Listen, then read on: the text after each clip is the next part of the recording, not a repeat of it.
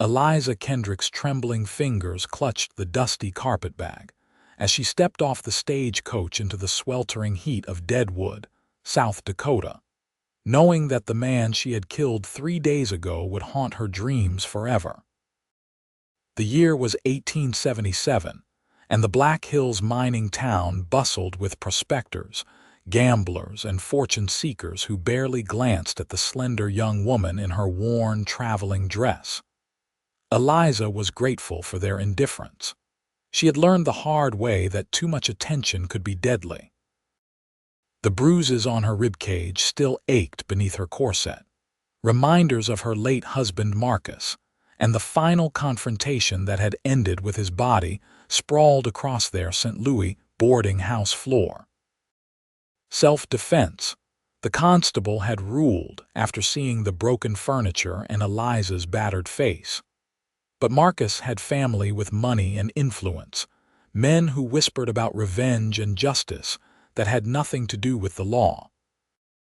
Eliza had fled west with what little savings she possessed, seeking anonymity in the wild territories where a woman could disappear and perhaps, if fortune smiled upon her, start anew. The dusty main street of Deadwood stretched before her, lined with saloons, mercantiles, and establishments of questionable reputation. Eliza squared her shoulders and walked toward the boarding house, whose advertisement she had seen in a Nebraska newspaper. The Goldstone Inn promised clean rooms and respectable accommodations for ladies, which was more than could be said for most establishments in this rough frontier town. The proprietress, a stern-faced woman named Mrs. Harriet Dawson, looked Eliza up and down with sharp eyes that missed nothing. "You running from something, girl?" she asked without preamble. Eliza met her gaze steadily, years of surviving Marcus having taught her never to show fear. "I am a widow seeking a fresh start, nothing more," Mrs. Dawson grunted. "Aren't we all running from something out here? Room is $2 a week, payable in advance. No gentlemen callers, no liquor in the rooms, and you contribute to household chores." "I can cook and clean," Eliza offered, "and I can read and write. Perhaps I could help with correspondence or bookkeeping in exchange for reduced rent." The older woman's expression softened slightly. "You got education. My father was a schoolteacher before he died. He believed daughters deserved learning as much as sons. Smart man. We will discuss an arrangement after I see what you are capable of. For now, pay for 1 week and we will see how you settle in."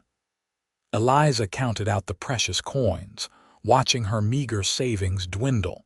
She would need to find employment soon, though opportunities for respectable women in Deadwood were limited.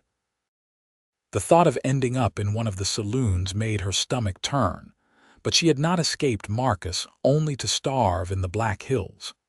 Mrs. Dawson led her upstairs to a small but clean room with a narrow bed, a washstand, and a window overlooking the street. It was sparse, but it was hers, and the door had a sturdy lock. That lock meant everything to a woman who had spent 2 years sleeping with one eye open, never knowing when her husband would come home drunk and violent. That first night in Deadwood, Eliza lay awake listening to the unfamiliar sounds of the frontier town. Piano music drifted from nearby saloons, punctuated by laughter and the occasional gunshot. She thought of Marcus, of the feel of the heavy brass candlestick in her hand, of the terrible thud when it connected with his skull.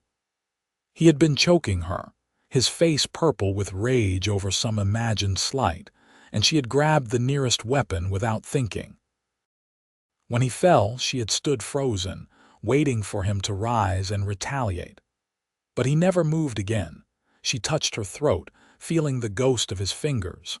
No, she could not regret saving her own life. But she could mourn the naive girl she had been at 18, who had believed Marcus's pretty words and promises, who had thought his jealous attention meant love rather than possession. Mourning brought new resolve. Eliza helped Mrs. Dawson prepare breakfast for the other boarders, demonstrating competence that earned an approving nod from the proprietress. Afterward, she set out to explore Deadwood and seek employment. The town was even rougher by daylight, with muddy streets churned by wagon wheels and the constant flow of miners heading to and from their claims. Eliza inquired at the general store, the telegraph office, and even the newspaper, but found no openings. By afternoon, her feet ached and her spirits sagged. She was passing the livery stable when a commotion caught her attention. A magnificent chestnut horse had broken free from a ranch hand and was rearing dangerously near a group of children playing in the street.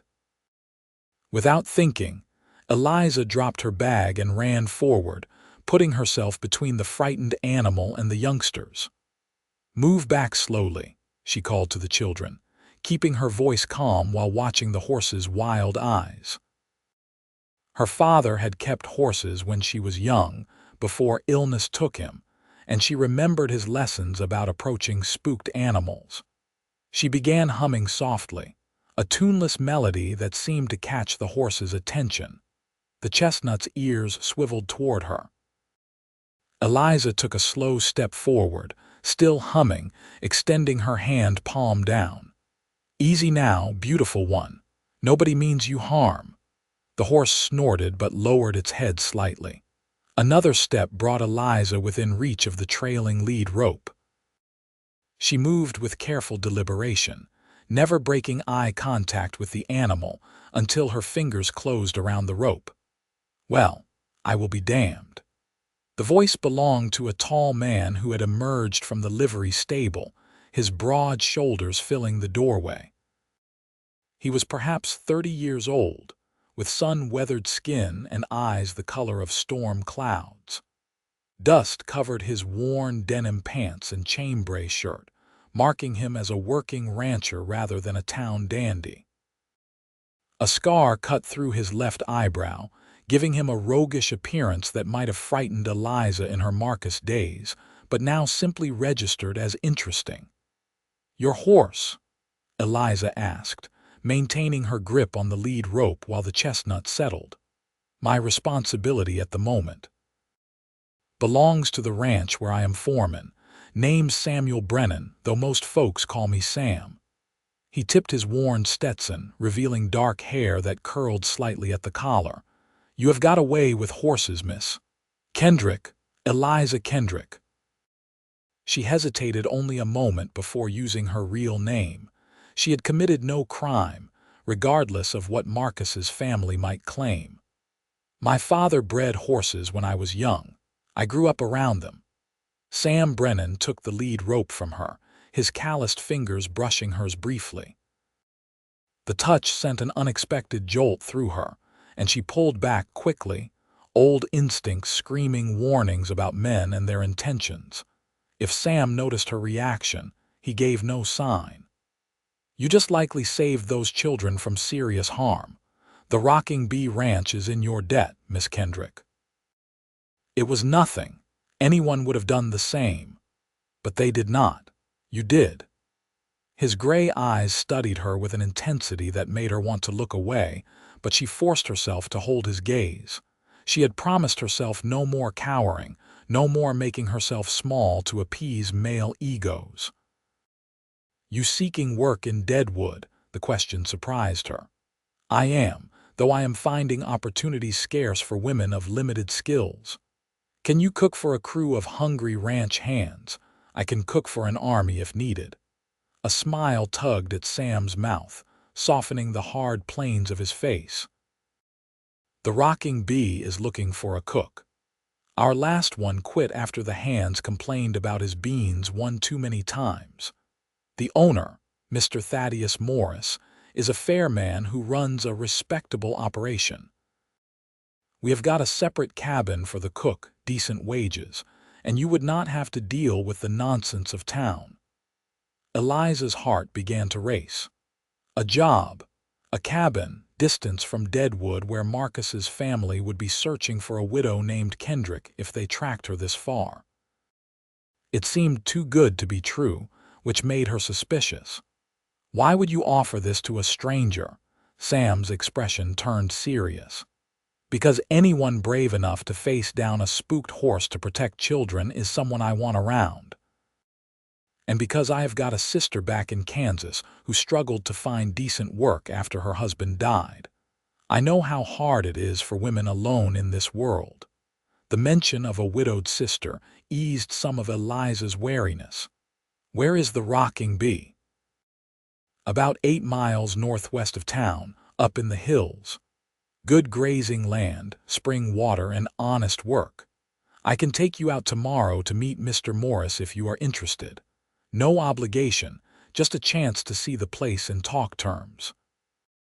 Every instinct told Eliza to be cautious, to question this stroke of fortune. But another part of her, the part that had survived Marcus and found the strength to flee, recognized an opportunity when she saw one. "I would like that, Mr. Brennan. Thank you, Sam," he corrected gently. "We are not formal folk at the Rocking Bee." That night, Eliza told Mrs. Dawson about the potential job. The proprietress pursed her lips thoughtfully. "Thaddeus Morris is known as a straight shooter, and Sam Brennan has a solid reputation. If it is ranch work you are after, you could do worse. But mind yourself, girl. You have got sadness in your eyes that speaks of hard lessons learned. Do not let loneliness make you foolish." "I will not," Eliza promised, though she wondered if the older woman could see how desperately lonely she truly was. Not for male company, but for simple human connection, for a place where she might belong without fear. Sam arrived at the boarding house the next morning driving a sturdy wagon. He helped Eliza up to the bench seat with courteous efficiency, keeping his touch brief and respectful. As they left Deadwood behind, following a rough track into the hills, Eliza felt tension she had not realized she was carrying begin to ease from her shoulders. The Black Hills rose around them, covered in ponderosa pine and scattered meadows where wildflowers bloomed in profusion. The air smelled clean, free from the stench of unwashed bodies and saloon floors that permeated Deadwood. For the first time since fleeing St. Louis, Eliza felt like she could breathe fully. "Beautiful country," she murmured. "That it is," Sam agreed. "First time I saw these hills, I knew I wanted to stay. There is something about wide open spaces that makes a man feel free, you know."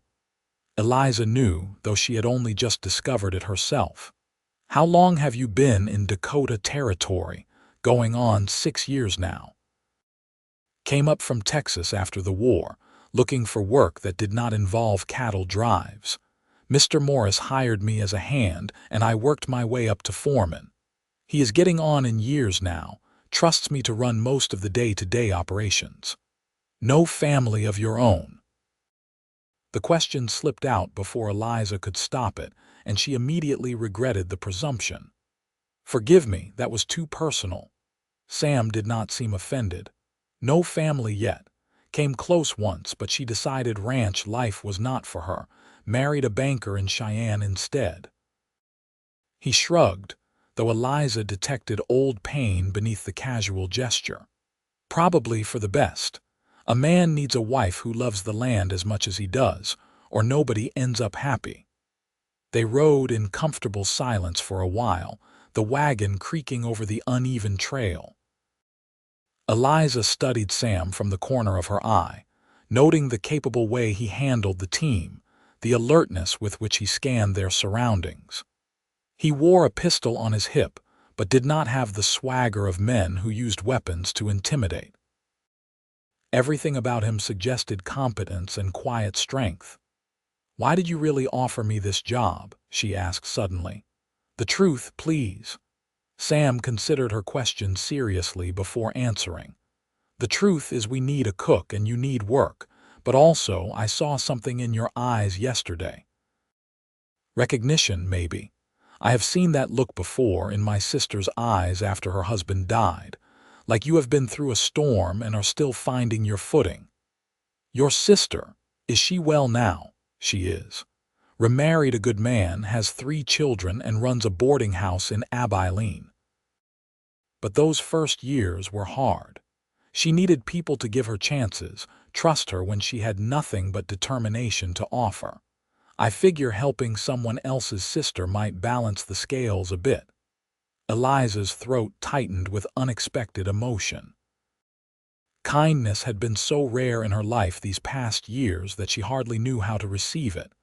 That is remarkably generous. Not really, just decent, which should not be remarkable, but I suppose it is. Sam glanced at her, his gray eyes warm. Whatever brought you to Deadwood, Miss Kendrick, I am not asking about it. We all got pasts. What matters at the Rocking Bee is whether you can do the work and deal straight with people. Can you do those things? I can, Eliza said firmly. I promise you that. The Rocking Bee Ranch sprawled across a broad valley ringed by pine-covered hills. A well-built ranch house anchored the property, with corrals, a barn, and several outbuildings arranged in practical order. Cattle grazed in distant pastures, and Eliza could see several men working horses in a breaking pen. Sam drove the wagon past the main house to a small cabin set apart from the other buildings. Cook's quarters, he explained. Previous cook preferred his privacy, so Mr. Morris had this built. It has got a good stove, storage for supplies, and enough space for a table where the hands can eat. There is a separate sleeping room in back. The cabin was simple but solid, with glass windows and a stone chimney. Inside, Eliza found a surprisingly well-equipped kitchen with a cast-iron stove, work table, shelves for dry goods, and even a pie safe. The sleeping room held a narrow bed, a dresser, and a small desk. "It is perfect," Eliza breathed, running her hand over the smooth work table. She could imagine herself here, cooking wholesome meals, having her own space where she controlled who entered and when. "Let me introduce you to Mr. Morris, and we will discuss wages and expectations." Thaddeus Morris was a lean man in his 60s with silver hair and kind eyes that crinkled at the corners. He welcomed Eliza into the ranch house parlor, where his housekeeper served coffee while they talked business. "Sam speaks highly of your character, Miss Kendrick, and I have learned to trust his judgment. The position pays $30 a month plus room and board. You would be responsible for 3 meals daily for the ranch hands. That is usually 8 to 10 men depending on the season. Baking bread, keeping your quarters clean, and managing the supply list for town runs. Sunday dinners I expect something special, as that is the Lord's Day and the men work hard all week." $30 a month was more than Eliza had dared hope for. "Those terms are more than fair, Mr. Morris." "When would you like me to start? Would tomorrow be too soon? The hands have been making do with their own cooking, and I fear we may lose good men if their stomachs continue to suffer." Eliza smiled, feeling genuine happiness for the first time in longer than she could remember. Tomorrow would be perfect. Sam drove her back to Deadwood to collect her belongings and settle accounts with Mrs. Dawson. During the ride, he explained the ranch routine, the personalities of various hands, and the quirks of the Rocking Bee operation. "Most of the men are decent sorts," he told her, "but if anyone gives you trouble, you come directly to me. Mr. Morris runs a respectable ranch, and that means treating everyone with respect, including the cook." "I can handle myself," Eliza assured him, though she appreciated his protectiveness. "I am not as fragile as I might appear." "I do not think you are fragile at all," Sam said quietly.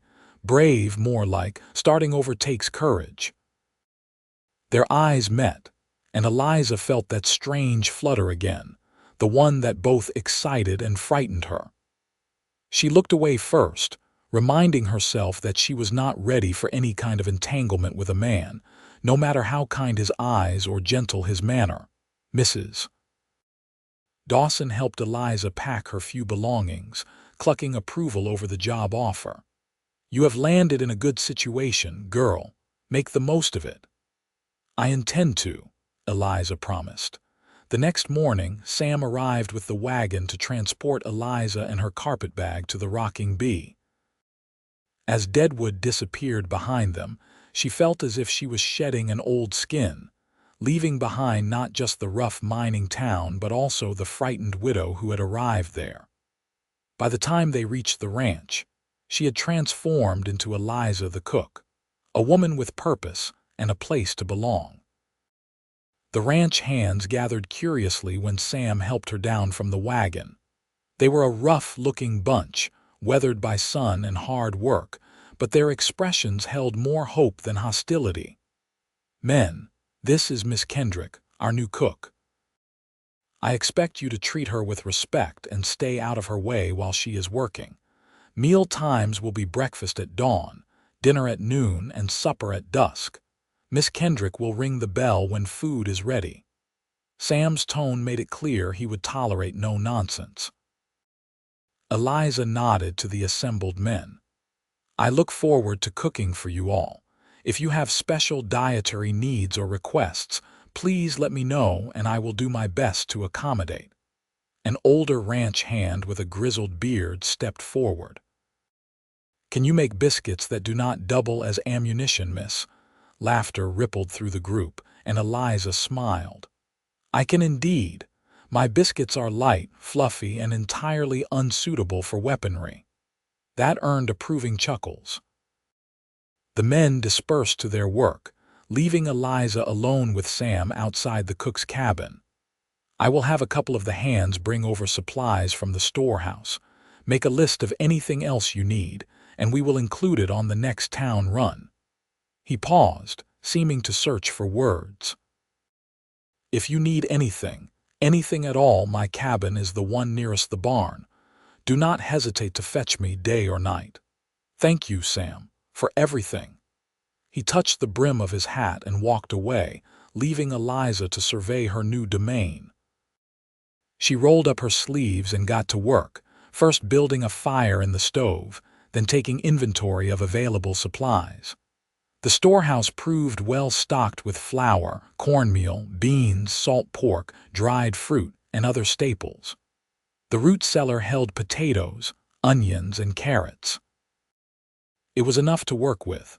For that first supper, Eliza prepared a simple but hearty meal of beef stew, fresh biscuits, and apple cobbler made from dried fruit. When she rang the dinner bell at dusk, the hands came quickly, drawn by aromas that promised satisfaction. She served them at the long table in the cabin's main room, watching their faces as they took their first bites. The grizzled hand who had asked about biscuits bit into one and closed his eyes with an expression of pure bliss. "Boys, I think we have died and gone to heaven," he announced.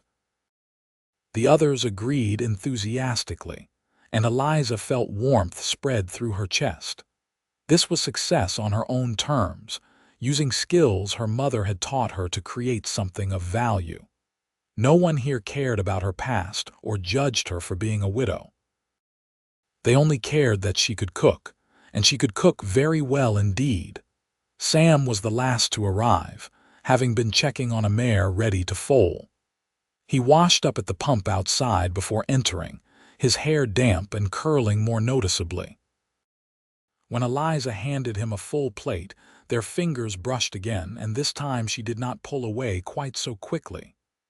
"This smells incredible," he said, settling at the head of the table. "Just wait until you taste it," the grizzled hand called out. "The woman is a miracle worker." Sam tried the stew, then the biscuits, his expression growing more pleased with each bite. When he caught Eliza watching him, he smiled, and she felt her cheeks warm. She busied herself with cleaning the serving dishes, trying to ignore the flutter in her stomach. After the men had eaten their fill and returned to their evening chores, Sam lingered to help with cleanup despite Eliza's protests. "You have been cooking all afternoon. Least I can do is help with dishes." They worked in companionable silence, falling into an easy rhythm. Sam washed while Eliza dried and put away. The domesticity of it felt strange and comfortable all at once, nothing like the tense meals she had endured with Marcus, where every bite was seasoned with fear of saying or doing something wrong. "You have made quite an impression," Sam said after a while. "I have not seen the hands that enthusiastic about food since before old Cookie quit. I am glad. I want to earn my place here. You already have." He handed her the last clean pot, their eyes meeting over the worn metal. "The rocking bee is lucky to have you, Eliza." The sound of her given name in his low voice sent shivers down her spine. She set the pot down carefully, very aware of his nearness in the small kitchen. He smelled of honest sweat and horses, of leather and the outdoors, scents that should not be appealing but somehow were. "I am the lucky one," she managed. "You gave me a chance when you had no reason to trust me. I trust what I see, and I see a woman who is stronger than she knows." Sam stepped back, breaking the moment's intensity. "I should let you rest. Tomorrow will be busy getting into your routine." After he left, Eliza stood in her cabin, listening to the night sounds of the ranch. Cattle lowed in the distance, and somewhere a night bird called. She felt safer than she had in years, surrounded by solid walls and honest work, with people who valued her skills rather than seeking to control her. That night, she slept deeply and dreamlessly. Marcus's ghost kept at bay by exhaustion and the comforting knowledge of locks on her doors. The weeks that followed established a routine that became increasingly comfortable. Eliza rose before dawn to start breakfast, preparing hearty meals of flapjacks, bacon, eggs, and biscuits that fueled the hands through long days of ranch work. She took pride in her cooking, experimenting with recipes and finding ways to make simple ingredients special. The men appreciated her efforts and showed it through compliments and small kindnesses.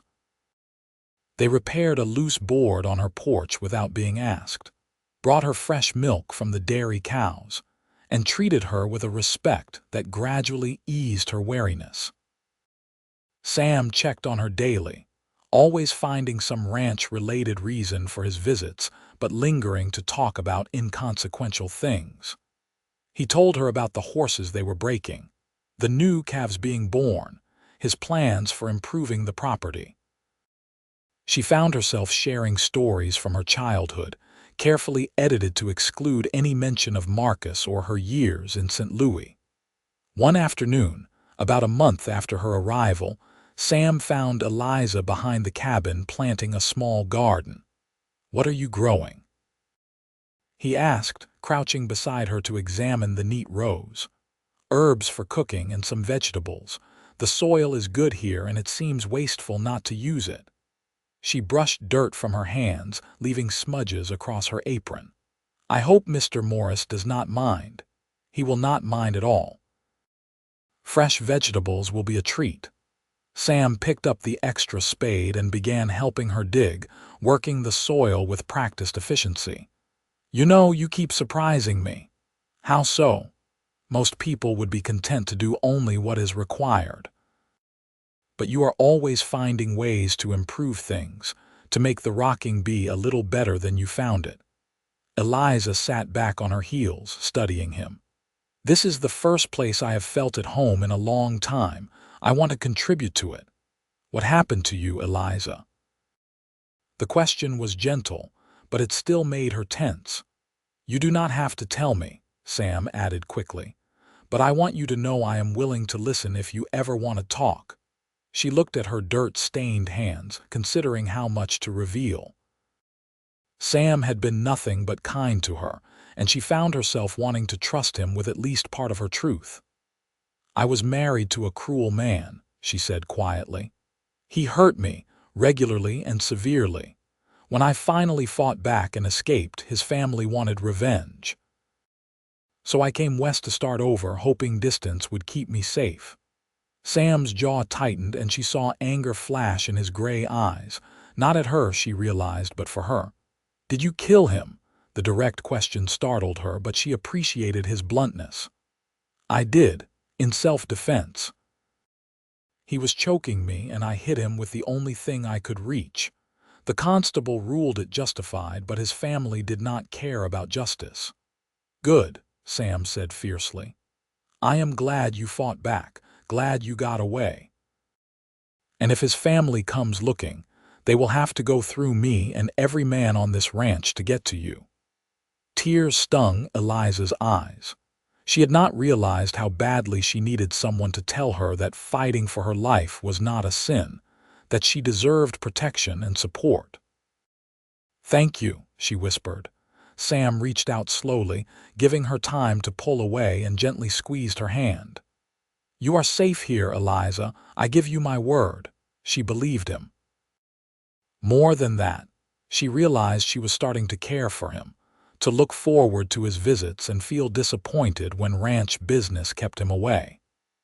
It terrified her, these tender shoots of feeling growing despite her determination to remain independent and unattached. But she could not seem to stop them any more than she could stop the sun from rising. Summer deepened across the Black Hills, bringing long days of heat and occasional thunderstorms that turned the sky purple and sent lightning dancing across distant peaks. Eliza's garden flourished, providing fresh greens and herbs that elevated her cooking. The hands grew fat and happy under her care, and Mr. Morris complimented her regularly on running such an efficient operation. On Sundays, after the noon meal was served and cleared, Eliza had free time to herself. She spent it reading books borrowed from Mr. Morris's library, walking in the hills, or simply sitting on her porch watching the ranch life unfold before her. Sam started appearing during these quiet Sunday afternoons, at first with flimsy excuses about checking the cabin's roof or testing the pump. Eventually, he stopped bothering with pretense and simply asked if she would like company. They talked about everything and nothing, sharing thoughts and dreams with an ease that surprised them both. Sam spoke of his plans to someday own his own ranch, a place where he could raise horses and cattle and build something lasting. Eliza confessed her love of reading and her secret desire to perhaps teach school someday, using her father's lessons to help other children learn. "You would make a wonderful teacher," Sam told her one Sunday as they sat on her porch watching storm clouds gather. "Patient and kind, but with steel underneath. That is what children need." "Perhaps someday," Eliza said wistfully, "when I am ready to live in a town again, to be around that many people." "Do you like it here? At the ranch, I mean." She turned to look at him, this man who had become such an important part of her daily life. "I love it here. For the first time in years, I feel like I can breathe. I am glad." His voice had gone low and rough. "Eliza, I need to tell you something, and I want you to know there is no pressure. You can say no, and nothing changes between us. Your job is safe, our friendship is safe, all of it." Her heart began to pound. "What is it?" "I have come to care for you. More than I should, probably, given how recently you arrived and what you have been through, but I cannot seem to help it. You are in my thoughts from the moment I wake until I fall asleep, and probably in my dreams too, though I do not always remember them." He ran a hand through his hair, looking uncharacteristically nervous. "I would like permission to court you properly if you are willing. And if you are not, I will respect that and never mention it again." Eliza's breath caught. She had known her feelings for Sam were growing deeper, but she had tried to suppress them, fearing what it might mean to care for another man after Marcus. But Sam was nothing like Marcus. He was patient and kind, respectful of her boundaries, interested in her thoughts and opinions. He made her feel safe rather than terrified, valued rather than owned. "I care for you too," she admitted, her voice shaking slightly. "But I am afraid." Not of you, she added quickly, seeing concern flash across his face. Of what caring might lead to, of losing myself again. You could never lose yourself, Eliza. You are too strong for that. Sam shifted in his chair to face her fully. But I understand fear. We can go slow as you need. All I am asking for is permission to try, to see if what we feel might grow into something more. What if I cannot be what you need? What if the things Marcus did broke something in me that cannot be fixed? You are not broken, Sam said firmly. Hurt, yes, scarred maybe, but not broken. And I do not need you to be anything other than exactly who you are. Thunder rumbled in the distance, and the first fat raindrops began to fall. Eliza stood, wrapping her arms around herself, and walked to the edge of the porch. Sam came to stand beside her, not touching, just present. When Marcus courted me, he was charming and attentive. He said all the right things, gave me flowers, treated me like I was precious. And then, after we married, he became someone else entirely. How do I trust that you are real, that this kindness is genuine and not just another trap? You cannot, I suppose. Not completely, not yet. Trust has to be built over time, through actions rather than words. Sam leaned against the porch post, giving her space. All I can offer is my word that I will never intentionally hurt you, and the promise to show you every day through my actions that I am worthy of your trust. The rain fell harder, creating a curtain of silver between the porch and the rest of the world. Eliza felt as if they existed in a bubble, separate from everything else, where honesty came easier than usual. I want to try, she said finally. I am terrified, but I want to try. Sam's smile was like the sun breaking through clouds. We will go at whatever pace you need. No pressure, no expectations beyond spending time together and seeing where it leads. What does courting mean exactly? I was only 18 when Marcus came along, and I am not sure I understood it properly even then. It means I get to spend more time with you.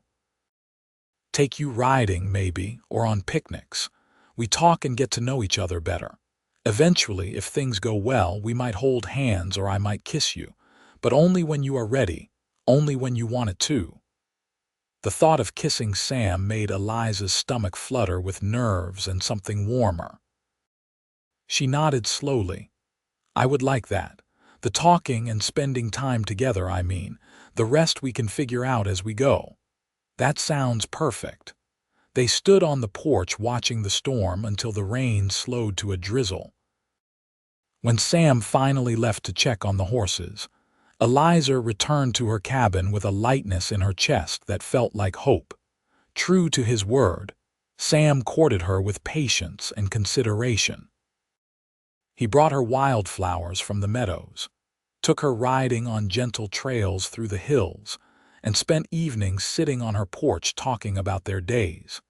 He never pushed for more than she was comfortable giving, reading her signals with an attentiveness that both touched and amazed her. The ranch hands noticed the developing relationship and approved heartily. The grizzled hand, whose name was Pete, appointed himself unofficial chaperone, ensuring propriety was maintained while making it clear he thought Sam and Eliza were well suited.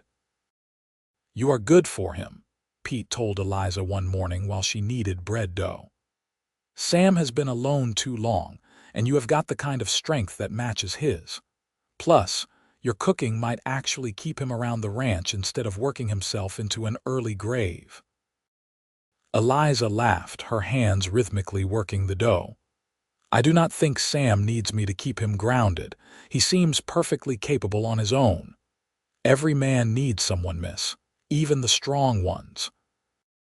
Maybe especially the strong ones, since they forget to take care of themselves while they are busy taking care of everyone else. The observation stuck with Eliza. She began watching Sam more closely and noticed that Pete was right. Sam worked from before dawn until after dark, often skipping meals or eating standing up while managing some ranch crisis. He gave himself completely to the rocking bee, leaving little time or energy for his own needs. She started making sure he ate properly, setting aside portions of each meal and either delivering them to wherever he was working or sending one of the hands to fetch him. When he protested that he did not want to inconvenience her, she simply pointed out that a foreman who collapsed from exhaustion was no good to anyone. Besides, she added with a small smile, I rather like having you at my table. Sam's expression softened. I rather like being there. Their relationship deepened through these small intimacies, through shared meals and conversations, through the comfortable silences that fell between them as they sat together watching sunsets paint the sky crimson and gold. Eliza found herself relaxing in ways she had not thought possible, letting down guards she had maintained for so long they felt like part of her bones. One evening in late August, as they sat on her porch watching stars emerge in the darkening sky, Sam reached over and took her hand. She stiffened for just a moment before consciously relaxing, allowing her fingers to intertwine with his. His palm was calloused from rope and reins, warm and solid, and holding his hand felt nothing like the possessive grips Marcus had subjected her to. This was mutual, a choice she made freely, and that made all the difference. Is this all right? Sam asked quietly. Yes, Eliza whispered. It is nice. They sat like that for a long time, hand in hand, not needing words to communicate the growing affection between them. When Sam finally stood to leave, he raised her hand to his lips and pressed a gentle kiss to her knuckles. Good night, Eliza. Good night, Sam. She watched him walk away, tall and steady in the gathering darkness, and realized with a start that she was falling in love with him. The recognition both exhilarated and terrified her. She had been in love once before, or thought she had, and it had nearly destroyed her. But this felt different, built on a foundation of friendship and respect rather than pretty words and false promises.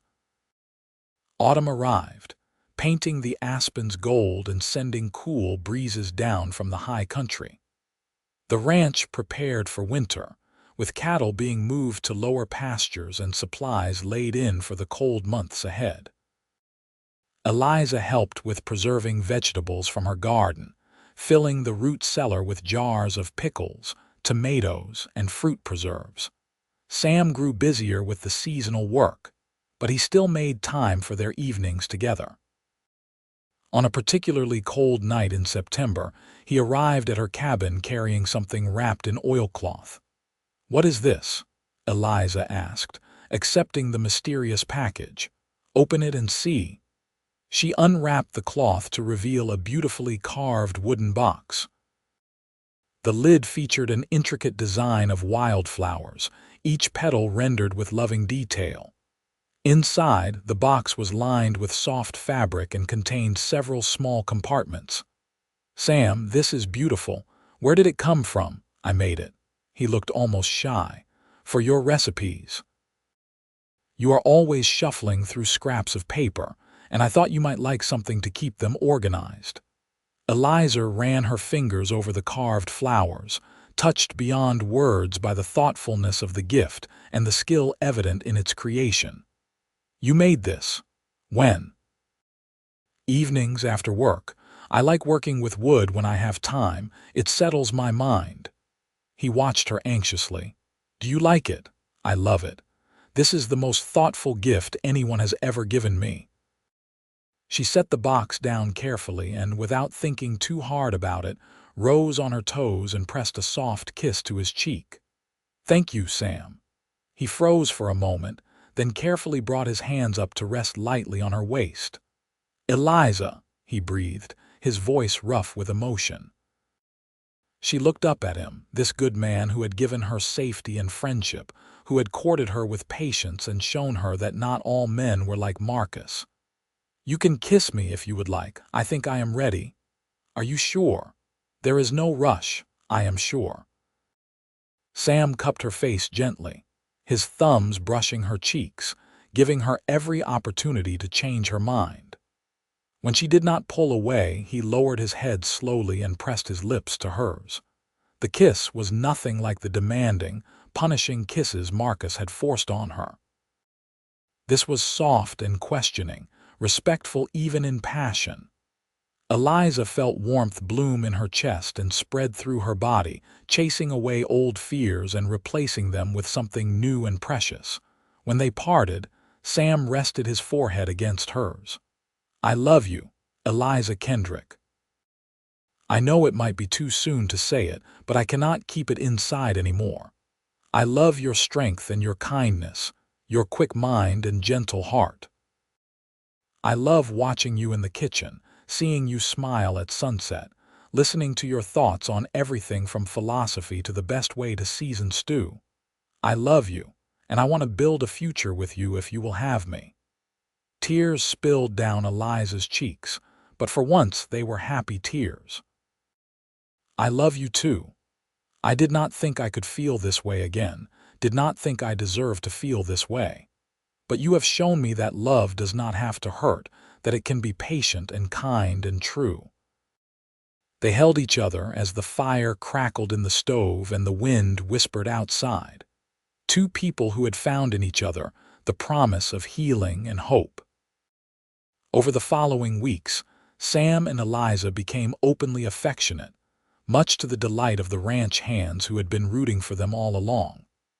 They spoke seriously about their future, about practical matters like where they would live and how marriage would affect their work on the ranch. "Mr. Morris has been talking about retiring," Sam told her one Sunday afternoon as they rode through golden aspen groves. "He wants to move to California to live with his daughter. He has offered to sell me the rocking bee at a fair price, with the option to pay over time from ranch profits." Eliza's heart leaped. "Sam, that is wonderful. Your own ranch, just like you always wanted. Our ranch if you agree to marry me." He pulled his horse to a stop and turned to face her fully. "I know we have only been courting a few months, and if you need more time, I will understand. But Eliza, I have never been more certain of anything in my life. I want to spend every day with you, building something together, making the rocking bee into our home."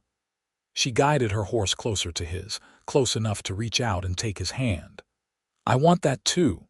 Yes, Sam, I will marry you." His whoop of joy sent birds scattering from nearby trees.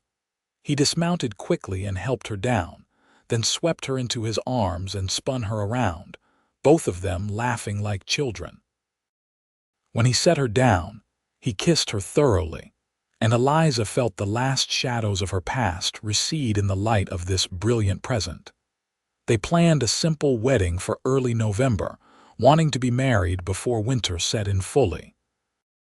Mr. Morris generously offered the ranch house for the ceremony, and the hands threw themselves into preparations with enthusiasm.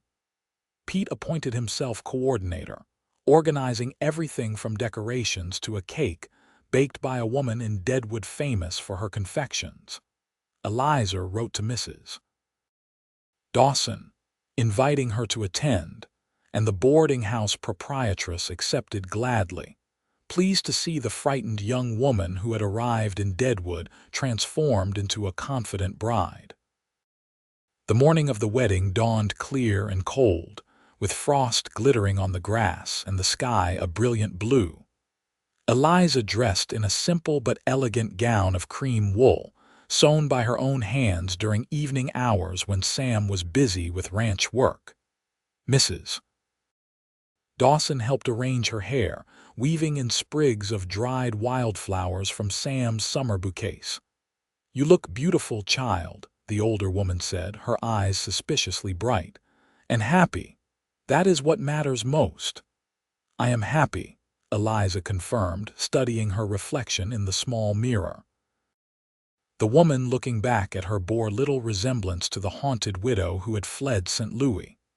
This woman's eyes held joy rather than fear, confidence rather than desperation. "I never thought I could be this happy."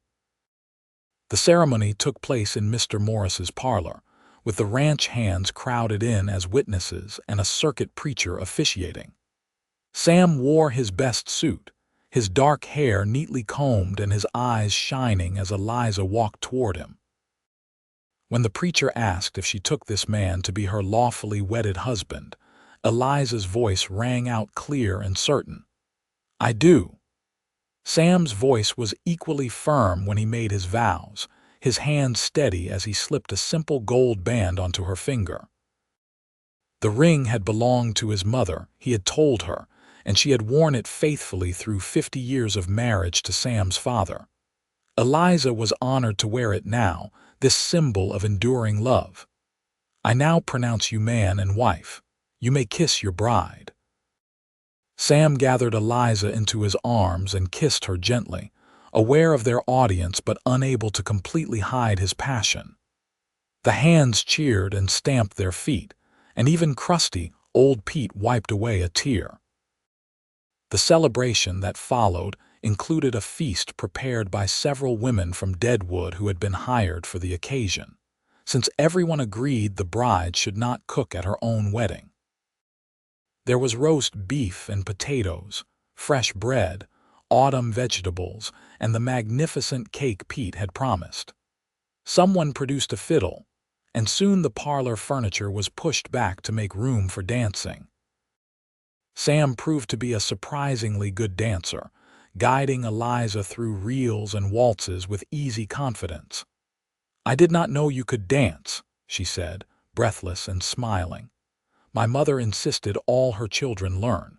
She said there was no excuse for clumsiness when grace could be taught." He spun her expertly, then pulled her close. "I am glad she did. Any excuse to hold you is a good one." As the evening wore on and the guests began to drift away, Sam and Eliza slipped out to the cabin that was now truly theirs. Sam had spent the previous week adding touches to make it more suited to a married couple. He had built a larger bed, added shelves for Eliza's books, and even installed a rocking chair by the fireplace. Inside, with the door closed against the November cold, they stood facing each other with sudden shyness. "Are you nervous?" Sam asked softly. "A little," Eliza admitted. "Marcus never made this aspect of marriage pleasant. I want it to be different with you, but I am not entirely sure how to make it so." Sam took her hands, his touch gentle and reassuring. "We have all the time in the world to figure things out together. There is no rush, no pressure. Tonight is about us beginning our life as husband and wife, and that can mean whatever we want it to mean." His patience undid her. Eliza stepped into his arms, resting her head against his chest and listening to the steady beat of his heart. "I want to be a proper wife to you, Sam.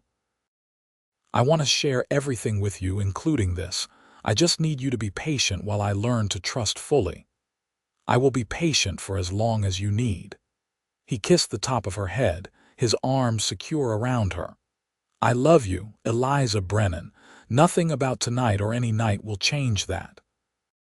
Hearing her new name, Eliza Brennan, sent a thrill through her. She was no longer Eliza Kendrick, widow of a cruel man and survivor of violence. She was Eliza Brennan, wife to a good man and co-owner of a thriving ranch. The transformation felt miraculous. That night, with firelight dancing across the walls and Sam's patient tenderness chasing away old demons, Eliza discovered that intimacy did not have to be painful or degrading. It could be beautiful, a physical expression of the love and trust they had built. Sam proved as considerate in the marriage bed as he was in all other aspects of their relationship, always attuned to her comfort and needs. When she finally fell asleep in his arms, exhausted and deeply content, Eliza knew she had found her home not just in the rocking bee ranch, but in this man who had promised her a future full of love, and then delivered on that promise every single day. Winter arrived in earnest, blanketing the Black Hills in snow and confining ranch operations mostly to essential care of livestock. The isolation suited Sam and Eliza perfectly, giving them time to settle into married life without outside distractions. They developed comfortable routines, working together to manage the ranch and household. Eliza continued cooking for the hands, but now Sam was always present at meals, seated at her right hand, his quiet presence a constant source of comfort and joy. In the evenings, they sat by the fire, Sam often working on wood-carving projects while Eliza read aloud from books they both enjoyed. Sometimes they simply talked, sharing memories and dreams, learning the intricate details of each other's lives. "Tell me about your childhood," Sam requested one particularly cold night as snow piled against the windows. "The happy parts, if there were any." Eliza set aside her knitting, considering the question. "There were happy parts before my father got sick. We had a small farm in Ohio, nothing grand but enough to get by. Father taught school during the day, and in the evenings he would teach me everything he knew. Mathematics, literature, history, Latin. Mother thought it was frivolous to educate a daughter so thoroughly, but father insisted. He said a mind was a terrible thing to waste, regardless of gender. He sounds like a wise man. He was. When he died, Mother and I struggled to keep the farm going. We eventually lost it and moved to St. Louis, where Mother took in sewing. That is where I met Marcus." Her voice darkened. "He seemed like a solution to all our problems. He had a good job at a bank, presented himself as respectable and established. Mother encouraged the match. Did she know what he was really like? She died 6 months after the wedding, so she never saw how things deteriorated. Maybe that was a blessing. She would have been heartbroken to know what her encouragement had led to." Eliza picked up her knitting again, finding comfort in the familiar motion of the needles. "But if I had not married Marcus, I would not have eventually fled west. And if I had not come to Deadwood, I would never have met you, so perhaps even the painful parts served a purpose." Sam set down his carving and moved to sit beside her on the small sofa he had built. "I am sorry for what you endured, but I am grateful it led you to me. Does that make me selfish?" "No, it makes you human." She leaned against him, savoring his warmth and solidity. "Tell me about your childhood. I want to know everything about the boy who became the man I love." Sam's childhood in Kansas had been marked by hard work but also genuine affection.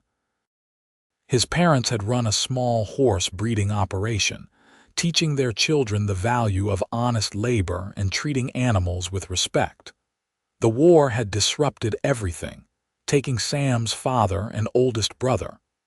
When it ended, Sam had gone west seeking opportunity and escape from memories of loss. "I think we are both running from ghosts," Eliza observed. "The difference is we found each other while running, and now we have stopped fleeing." "The rocking bee is where we stand and make our future," Sam agreed. He took her hand, intertwining their fingers in the gesture that had become second nature. "Speaking of the future, I have been thinking about what happens when Mr. Morris leaves.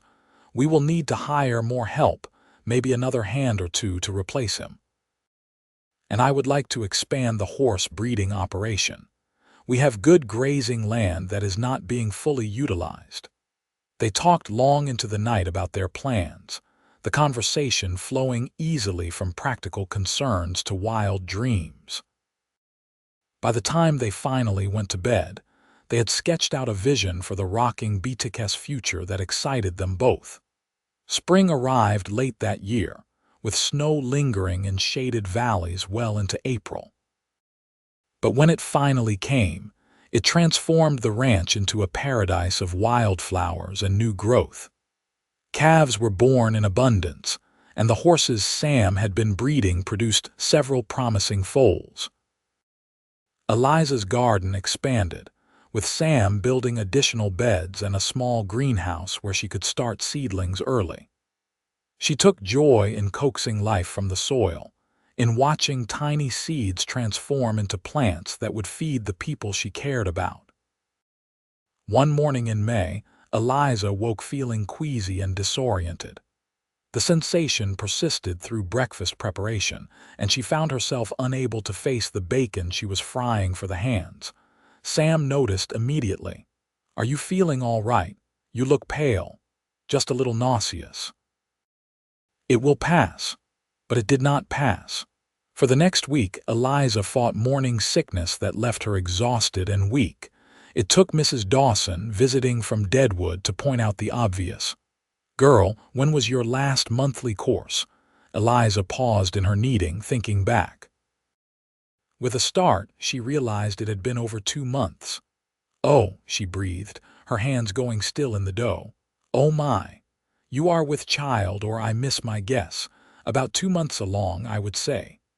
The news filled Eliza with a complicated mix of emotions. Joy, certainly, at the prospect of bringing new life into the world with a man she loved. But also fear. Memories of women she had known who died in childbirth, and the overwhelming responsibility of shaping another human being. When Sam came in for the noon meal, Eliza pulled him aside. "We need to talk." Concern creased his brow. "What is wrong?" "Nothing is wrong, at least I do not think so. Sam, I am going to have a baby." His expression went through a series of rapid changes: shock, wonder, and finally pure joy. He let out a shout that brought the hands running, thinking there was trouble. When he told them the news, they erupted in celebration, slapping Sam on the back and offering congratulations to Eliza. That night, alone in their cabin, Sam held Eliza carefully, as if she had suddenly become fragile. "Are you happy about this?" he asked. "Truly, I am happy and terrified in equal measure," she admitted. "But yes, truly happy. I want to have children with you to fill this ranch with life and love." "I will take care of you," Sam promised. "Both of you, whatever you need, whenever you need it." He proved true to his word throughout the pregnancy. As Eliza's body changed and grew, Sam adapted their routines to accommodate her limitations.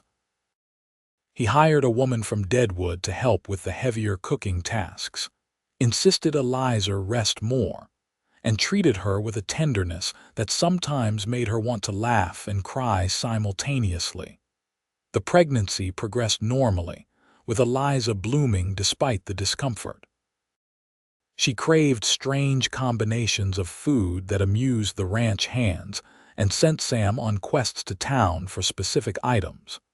Her temper grew shorter, and she found herself crying over small things that normally would not affect her. Through it all, Sam remained patient and supportive, rubbing her aching back, holding her when hormones made her weep, and expressing genuine enthusiasm about becoming a father. In late December, as snow fell softly outside their cabin, Eliza went into labor. Sam fetched the midwife from town, a competent woman named Martha who had delivered half the babies in the Black Hills. She settled into the cabin with professional efficiency, sending Sam out to pace nervously while she attended Eliza. The labor was long and difficult, testing Eliza's strength and resolve. There were moments when she thought she could not continue, when the pain became too overwhelming. But Martha coached her through it, and the knowledge that Sam waited anxiously just outside the door gave her strength to persevere. Finally, as dawn broke on a crystal-clear winter morning, Eliza gave birth to a healthy baby boy. His first cries filled the cabin, and Sam burst through the door without waiting for permission, his face wild with worry until he saw Eliza propped against pillows, exhausted but smiling with their son in her arms. "A boy," Martha announced unnecessarily. "Strong lungs and all his fingers and toes. Congratulations, you two." Sam approached slowly, awe written across his features as he gazed at the tiny bundle. "Can I hold him?" Eliza carefully transferred their son to Sam's arms, watching as her strong rancher husband cradled the infant with unexpected gentleness. Tears streamed unashamedly down Sam's face as he studied the small features, the tiny hands that grasped his finger with surprising strength. "He is perfect," Sam whispered. "Absolutely perfect." They named him Thomas, after Sam's father, with the middle name of James for Eliza's father. Little Thomas proved to be a good baby, sleeping in reasonable stretches and nursing eagerly. Eliza recovered quickly from the birth, aided by Sam's insistence that she rest, and let him handle more of the household tasks. The ranch hands doted on young Thomas, taking turns holding him and offering dubious advice on child rearing. Pete appointed himself unofficial grandfather, whittling toys and telling stories about the old days that usually ended with someone doing something inadvisable but surviving anyway. As winter gave way to spring and Thomas grew from a helpless infant into a curious baby, Eliza watched Sam with their son and fell even more deeply in love with her husband. He was a natural father, patient and playful, always finding time despite his ranch responsibilities to hold Thomas or play simple games that made the baby gurgle with delight. "I never knew I could be this happy," Eliza told Sam one evening as they watched Thomas sleep in the cradle Sam had built. "Everything I went through, all the pain and fear, led me to this moment.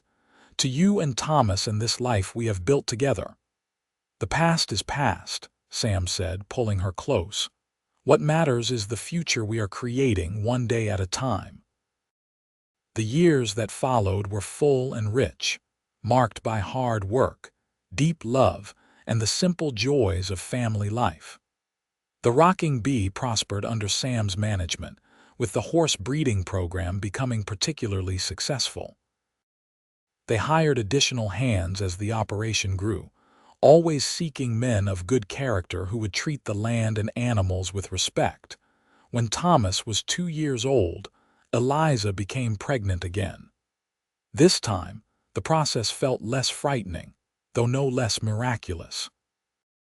She gave birth to a daughter in the autumn of 1880, a tiny girl with Sam's gray eyes and Eliza's dark hair.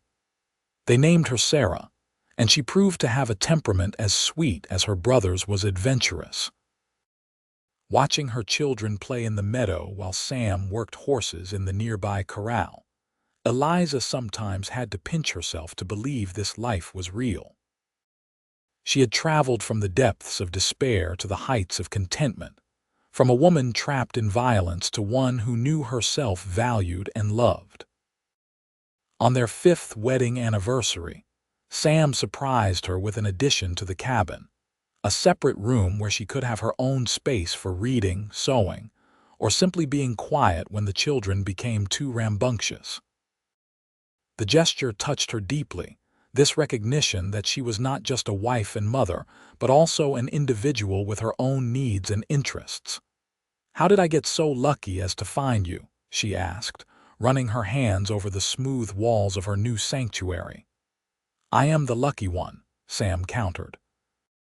"You took a chance on a dusty rancher with nothing but dreams and determination. You made this ranch into a home and gave me a family I never dared hope for. We are both lucky then. Lucky to have found each other, lucky to have built this life." More years passed in a blur of seasons and growth. Thomas grew into a bright, energetic boy who loved horses as much as his father did. Sarah proved to be artistic, always drawing or making things with her small hands. A third child joined the family in 1883, another son they named William, who seemed to combine the best qualities of both his siblings. The Rocking Bee became known throughout the territory as a well-run operation that treated both animals and people fairly.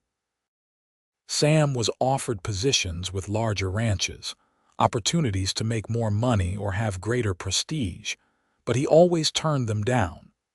This was their land, their home, and no amount of money could convince him to leave it. Eliza occasionally thought about Marcus and the life she had fled. Those memories had lost their power to hurt her, becoming instead a reminder of how far she had come and how different love could be when it was healthy and mutual.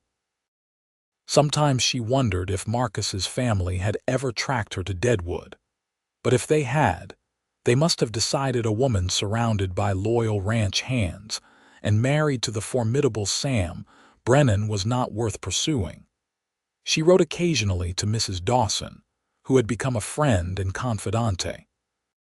The older woman had eventually retired from running the boarding house, moving in with a niece in Denver, but she maintained correspondence with several people from her Deadwood days. Eliza treasured these letters, which kept her connected to the woman who had helped her when she first arrived in the territory. As the children grew, Eliza began teaching them their letters and numbers, using the skills her father had taught her so many years ago. She set up a small schoolroom in her sanctuary, with a chalkboard Sam had ordered from a catalog and desks he had built with his own hands. Several neighboring ranchers asked if she would teach their children as well, and soon Eliza found herself running an informal school 3 days a week. Teaching brought her immense satisfaction, this opportunity to shape young minds and instill a love of learning. Sam supported her completely, hiring additional help for the kitchen so she could dedicate time to education without sacrificing the ranch's needs. On warm summer evenings, the Brennan family would gather on the porch, watching the sun set behind the Black Hills while the children played in the yard. Sam would hold Eliza's hand, their fingers intertwined in that familiar gesture, and they would talk about the day's events or simply enjoy the comfortable silence of two people who knew each other completely. "You ever regret it?" Sam asked one such evening when the children were in bed. "The risks you took, coming west and starting over." Eliza considered the question seriously. "I regret that it took something as terrible as Marcus's violence to push me into action. I wish I had been brave enough to leave sooner, to seek this life before I accumulated so many scars. But do I regret the journey that brought me to you? Never, not for a single moment. I think about what might have happened if you had not stopped that horse that day in Deadwood, if I had not offered you the job, or you had decided not to take it. All the small moments that had to align perfectly for us to end up here, fate or fortune or divine providence, whatever you want to call it, I am just grateful for it." Eliza squeezed his hand. "You promised me a future full of love, Sam Brennan, and you have delivered on that promise every single day of our marriage. I intend to keep delivering on it for the rest of our lives." More children came, spaced a few years apart, until the Brennan family numbered 3 sons and 2 daughters. The cabin expanded multiple times, growing into a proper house with separate bedrooms, a large kitchen, and the schoolroom that now served children from several neighboring ranches. Thomas, as the eldest, began taking on more responsibility around the ranch, learning the skills he would need to eventually take over the rocking bee. Sarah showed an aptitude for numbers and began helping with the ranch accounts. The younger children contributed in their own ways, creating a family operation that hummed with activity and purpose. Through it all, Sam and Eliza remained the beating heart of the ranch, their love providing stability and warmth that radiated outward to encompass everyone around them. The hands who worked for the rocking bee tended to stay for years, drawn by fair treatment and the sense of belonging that permeated the place. Old Pete eventually retired from active ranch work, but remained on the property in a small cabin Sam built for him, serving as an advisor and beloved grandfather figure to the Brennan children. He died peacefully in his sleep at the age of 78, leaving behind a legacy of wisdom and kindness that shaped the ranch's culture long after his passing. As Eliza approached her 40th birthday, she looked back on the years since fleeing St. Louis with a sense of profound gratitude. That frightened young woman who stepped off the stagecoach in Deadwood could never have imagined the life she would build, the love she would find, the family she would create. Sam, now in his early 50s, had silvered at the temples but remained strong and capable, still working the ranch with the vigor of a younger man. Their love had matured from the intense passion of early courtship into something deeper and more resilient, a partnership built on mutual respect, shared goals, and unwavering commitment. One anniversary, their 15th, Sam presented Eliza with a leather-bound journal. "For writing down your thoughts, recipes, whatever you want. I know you have been keeping scraps of paper in that box I made you, and I thought perhaps you were ready for something more permanent." Eliza opened the journal, running her fingers over the blank pages that represented infinite possibility. "What would I write about? Your story, our story. Everything you went through to get here, everything we have built together. Our children should know where they come from, the courage it took for their mother to escape and start over." The idea took root in Eliza's mind. Over the following months, she began writing, chronicling her journey from that terrifying night in St. Louis through her arrival in Deadwood, her meeting with Sam, and the life they had created. Writing proved cathartic, allowing her to process old pain and celebrate present joy.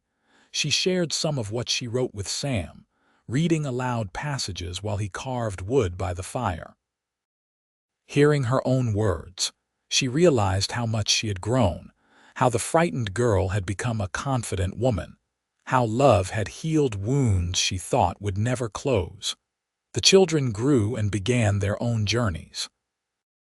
Thomas married a neighboring rancher's daughter, a capable young woman who fit seamlessly into the Rocking Bee family. They built a house on the eastern edge of the property, planning to eventually take over the main operation while expanding into new ventures. Sarah, always the independent one, shocked everyone by announcing her intention to attend normal school and become a certified teacher. Sam and Eliza supported her decision completely, proud that their daughter had inherited both her mother's love of learning and the courage to pursue her dreams. The younger children were still finding their paths, but Eliza had no doubt they would find success in whatever they chose to pursue. She and Sam had raised them to be independent thinkers, to value integrity over wealth and character over reputation. As Eliza's 50th birthday approached, she found herself reflecting on the concept of home. For so long, she had thought of home as a physical place, the ranch with its familiar buildings and beloved landscape. But she had come to understand that home was not just a location, but also a feeling, a sense of safety and belonging that came from being fully known and unconditionally loved. Sam was her home, as surely as she was his. They had created a sanctuary together, not just in the buildings they had constructed but in the space between their hearts where trust and affection dwelled. On a golden autumn afternoon, with grandchildren playing in the yard and the smell of apple pie drifting from the kitchen, Eliza stood on the porch watching Sam teach their youngest grandson to ride. The scene filled her with such overwhelming happiness that tears pricked her eyes. Sam caught her watching and smiled, that particular smile he reserved only for her, full of warmth and love and shared history. In that moment, Eliza sent up a silent prayer of gratitude for every twist of fate that had brought her to this place, this man, this life. She had come to escape her past, running from violence and despair. But in running, she had found something infinitely precious. The rancher had promised her a future full of love, and he had delivered that promise in abundance, creating a legacy that would echo through generations. The sun began its slow descent toward the western horizon, painting the sky in shades of amber and rose. Eliza walked down from the porch to join Sam and their grandson, slipping her hand into her husband's as they stood together watching the child's delighted laughter. "I love you," she told Sam, words that had become both ritual and revelation, as true now as when first spoken. "I love you too," he replied, squeezing her hand. "Always have, always will." Together they stood in the golden light, surrounded by family and enveloped in the hard-won peace they had built together. The past had been survived, the present was rich and full, and the future stretched before them bright with promise. Eliza had escaped her past and found her future, discovering along the way that love, real love, was not about possession or control but about partnership and growth, about two people choosing each other every day and building something beautiful from that choice. The Rocking Bee Ranch was more than a cattle operation or a piece of land. It was a testament to resilience, to the healing power of trust, and to the transformative nature of genuine love. As night fell over the Black Hills and stars began to emerge in the darkening sky, the Brennan family gathered for supper, filling the house with laughter and conversation, with the comfortable chaos of multiple generations sharing space and stories. This was the future Eliza had been promised, the one she had barely dared to hope for during those dark days in St. Louis. And it was more, so much more, than she had ever imagined possible. The rancher had promised her a future full of love, and together they had created something that exceeded even the most optimistic dreams. It was a promise kept, a life well lived, and a love story that would endure long after they were gone, carried forward in the hearts and memories of the family they had created together.